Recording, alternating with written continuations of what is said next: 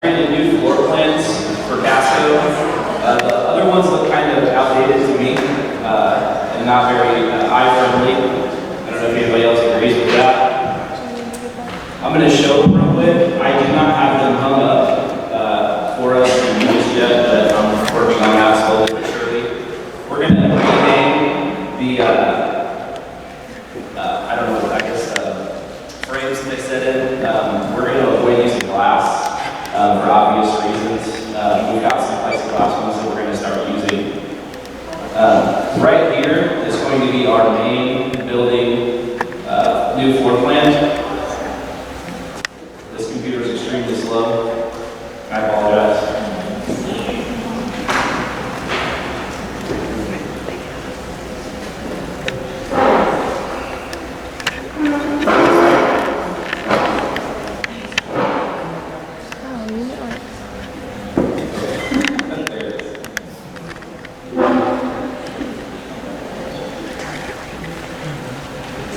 It's kind of hard to see, I guess. I didn't plan that out very well.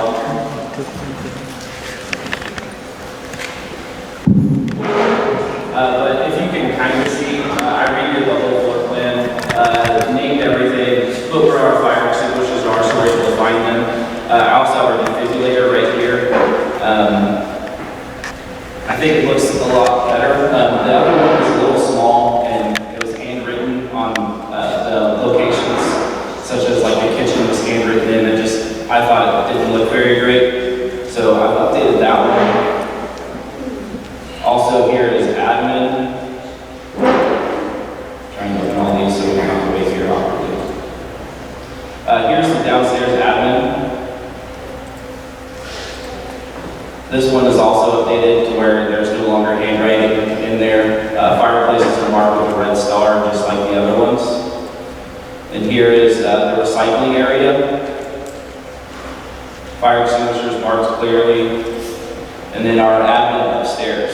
Also, everything is typed in there instead of handwritten in last minute. We do have these new emergency preparedness pamphlets that Shauna got for us. I've passed them all out. If you're missing one, there should be one on the center of your table. If it's not, get with me. I've got extras.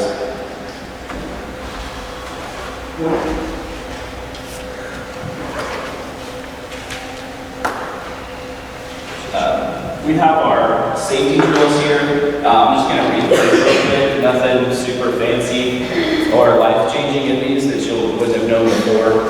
We're going to start with the earthquakes.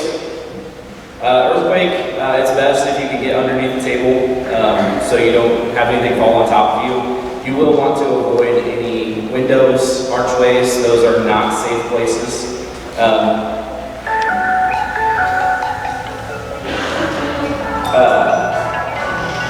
If you're getting to the floor, take cover. It won't be possible. If getting safe to the floor would be difficult, actions before the earthquake to secure or remove items that can fall or become projectiles should be your priority to create a safe space. People who use wheelchairs or other mobility devices will be helped to the floor by the supervisor. If getting to the floor is not possible, they should lock their wheels, bend over, and remain seated until the shaking stops. Protect your head and neck with your arms, a pillow, a book, or whatever is available. Fire drills. Each supervisor is responsible for evacuating their group in a calm and orderly manner at the closest exit to them. We have put wheelchairs in each one of the production floor rooms. There's also one located in the cafeteria as well, and up front by Nora's office, in case anybody needs a wheelchair to exit. I do have, I'm going to move again, I'm sorry. Up here, I'll show you our Google Maps of where we're supposed to meet up for whenever a fire drill or a fire emergency happens.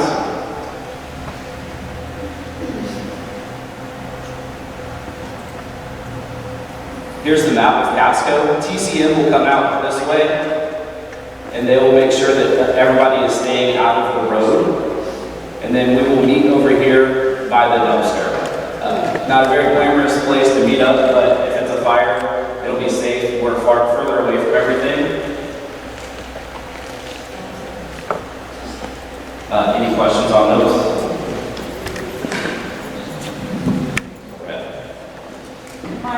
Yep. What happens if the fire's in recycling? In recycling, that's a good question. We will avoid going to recycling. We would most likely, I'm not entirely sure, still do the role, so I apologize. But I would imagine we'd be out in the parking lot over by the sewing.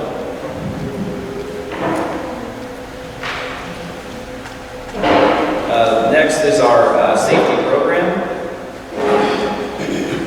Employees and persons served who spot an unsafe working or environmental condition or practice should first attempt to contact their supervisor to inform them of the situation. If you're not able to fix the issue without harming yourself or just beyond your scope of possibility, don't do it.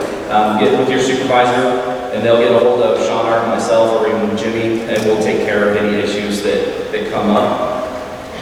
Our tornado drill. We have several locations for individuals with mobility issues. If they need to go into if they can't go downstairs, they'll head to the bathrooms because they're concrete. I believe those are in the production only. So everybody would kind of work like a circle. DHT would go into the bathrooms and because of the mobility issues. Anybody that has to go downstairs into the basement, near the TCM hallway. So it just kind of clears everybody out so that nobody's bumping into each other to get into the shelters. Our flood policy, if weather conditions indicate a strong possibility of flooding at the work site, work will be canceled.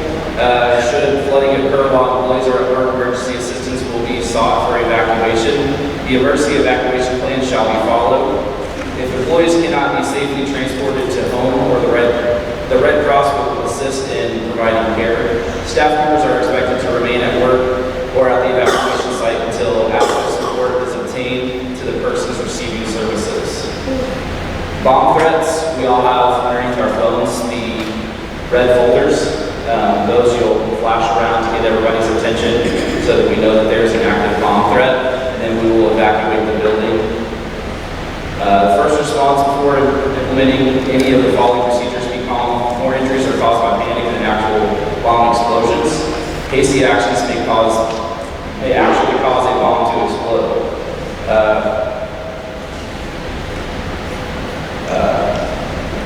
Procedure for a written threat.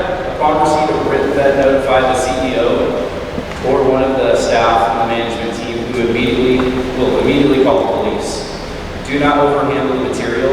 Place it in a plastic bag and protect any fingerprints which may be present. Wait for further instructions.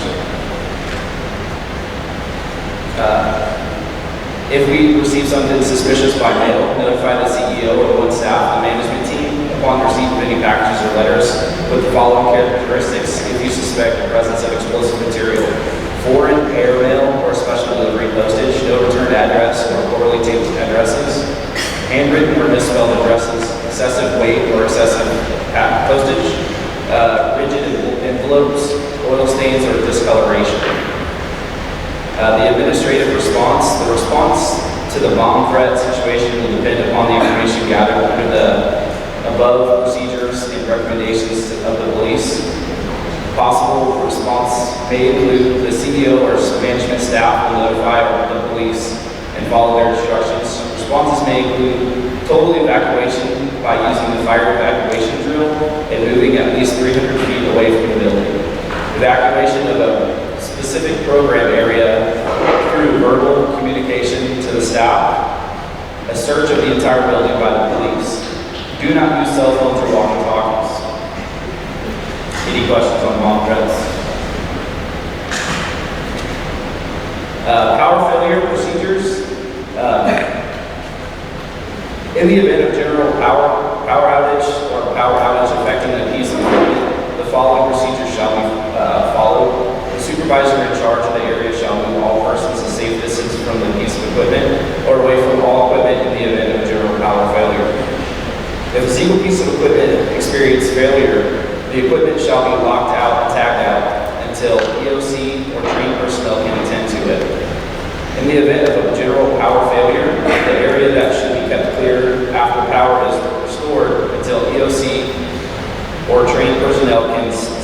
start up the equipment and bring it back to routine operations.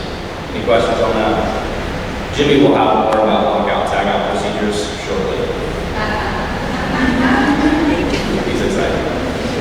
Facility emergency evacuation.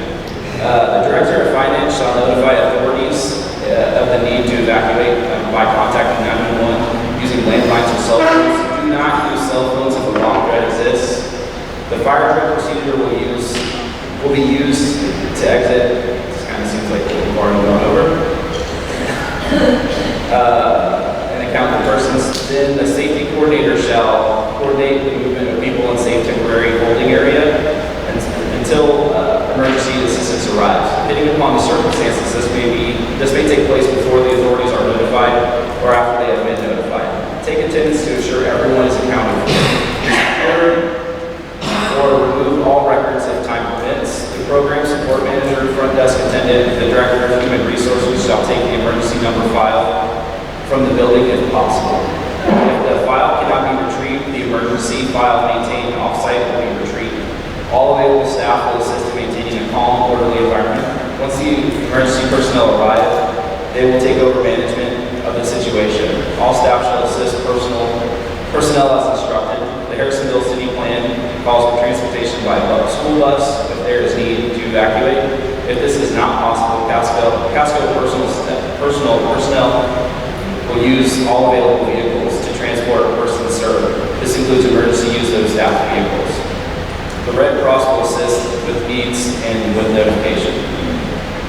Once everyone has been established in a safe location, the business interpretation and recovery system, buyers, will begin operation. Casco has an agreement with Family Center to use as their basement facility as a temporary shelter.